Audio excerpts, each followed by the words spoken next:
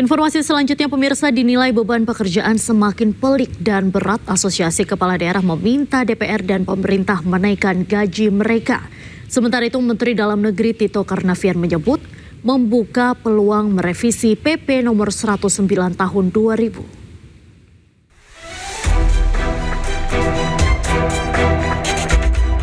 Di tengah maraknya kepala daerah terjerat kasus korupsi, DPR dan Kementerian Dalam Negeri justru tengah mempertimbangkan menaikkan gaji para kepala daerah. Usulan berawal dari keluhan para kepala daerah. Mereka menilai saat ini tugas kepala daerah kian pelik. Tidak hanya menjalankan fungsi pemerintahan, tetapi juga mengurus konflik sosial hingga konflik agraria. Melakukan revisi terhadap PP nomor 109 tahun 2000 tentang kedudukan keuangan kepala daerah dan wakil kepala daerah. Poin 2 ini sudah 26 tahun tidak ada penyesuaian, sedangkan perkembangan situasi ekonomi politik kita semakin kompleks dan tanggung jawab kepala daerah juga semakin besar. Tapi ini peraturan pemerintah sudah 26 tahun tidak ada penyesuaian. Menanggapi usulan dari anak buahnya, Menteri Dalam Negeri Tito Karnavian menyebut membuka peluang merevisi peraturan pemerintah nomor 109 tahun 2000 yang mengatur keuangan termasuk gaji para kepala daerah. Tito menyebut aturan berusia 26 tahun itu memang sudah saatnya dievaluasi. Ini dibuat peraturan ini di tahun 2000. Sekarang kita tahun 2026. Sudah 26 tahun peraturan ini dibuat. Situasi sudah berubah. Kenaikan harga juga barang-barang sudah berubah, kurs juga sudah berubah. Kalau mungkin mau dilakukan penyesuaian, disesuaikan keadaan saat ini, itu bisa saja dilakukan penyesuaian. Tapi sekali lagi, kalau yang berkaitan dengan PAD, saran kami ini juga dipertimbangkan. Meski membuka peluang untuk menaikkan gaji para kepala daerah, namun menurut Tito, besaran dana operasional nanti akan disesuaikan dengan prestasi dan capaian kinerja para kepala daerah. Tim Liputan iNews melaporkan. Hina wartawan, politisi sekaligus anggota DPR RI Deddy Sitorus dilaporkan ke Mahkamah Kehormatan Dewan. Deddy dianggap merendahkan profesi wartawan dan tidak ada itikat untuk meminta maaf secara terbuka.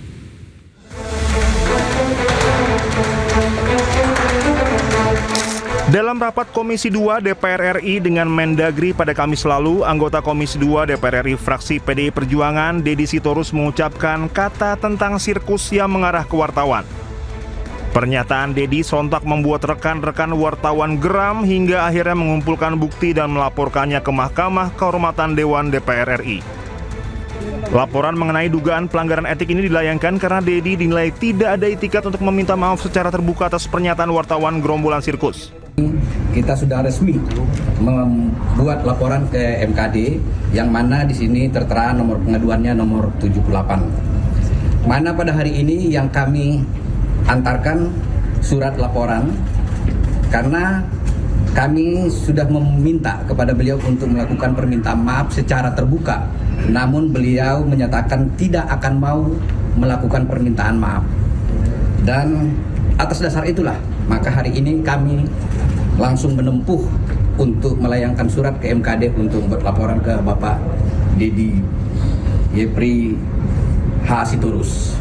Jadi alhamdulillah hari ini sudah resmi, laporannya sudah kami terima dan tadi kami lampirkan juga selain surat laporan itu kami lampirkan juga video pernyataannya beliau yang menyatakan sirkus di acara rapat Komisi 2 kemarin dan beberapa video pernyataan teman-teman TV yang ada kami lampirkan juga.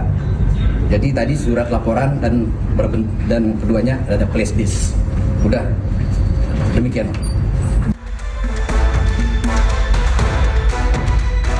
Sebelumnya, Deddy Sitorus sempat menyatakan bahwa saat sidang terlalu ramai dan tidak tertib, kondisi sudah seperti sirkus. Kemudian Deddy juga menyampaikan bahwa agar tolong ditertibkan sudah disediakan di atas, jangan kayak sirkus. Menurut Deddy, pernyataan yang disampaikan bukanlah merujuk kepada wartawan, melainkan kepada situasi yang semrawut. Tim Liputan iNews melaporkan. Kita ke informasi mancanegara pemirsa, pasukan Garda Revolusi Islam Iran kembali menyerang 2 kapal tanker di perairan Selat Hormuz. Sebuah kapal tangki diduga melanggar blokade yang dilakukan oleh pasukan Garda Revolusi Islam Iran. Pasca serangan yang dilakukan oleh IRGC, 2 kapal tanker tersebut terbakar habis pada malam hari. Sementara 4 kapal yang mencoba melanggar blokade IRGC dengan cepat kembali mundur. Selain itu, kapal tanker tersebut diduga terafiliasi dengan Amerika Serikat hingga Iran menyerang kapal tersebut.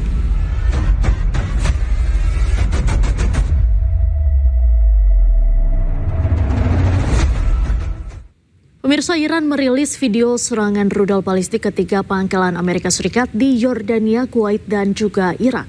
Pada serangan pertengahan Juli lalu, Iran berhasil menghancurkan 3 pesawat tempur F-35, helikopter, dan juga 2 hanggar drone milik Amerika Serikat.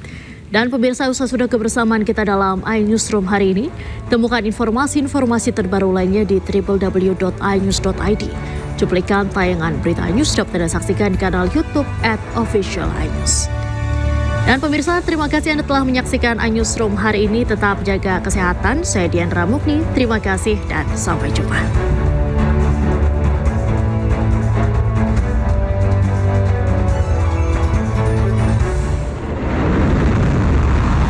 Pasukan Garda Revolusi Islam Iran meluncurkan rudal balistik yang menargetkan pangkalan udara Al-Azraq milik militer Amerika Serikat.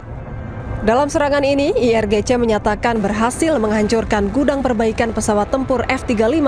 Selain itu, serangan rudal ini juga menghancurkan 3 pesawat tempur F-35 Amerika Serikat hingga rusak berat. Tak hanya pesawat tempur AS, beberapa perwira serta staf teknis dan perbaikan pesawat tempur AS dilaporkan tewas.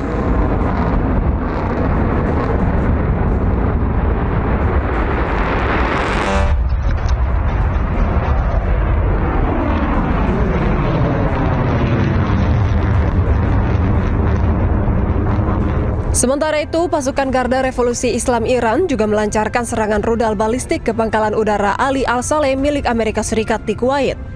Pada serangan rudal ini, IRGC menyatakan helikopter milik militer Amerika Serikat berhasil dihancurkan.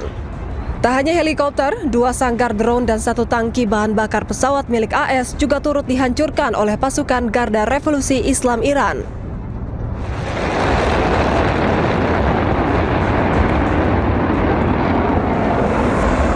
Selain itu, pasukan Garda Revolusi Islam Iran juga menyerang pangkalan Amerika Serikat di Erbil, Irak.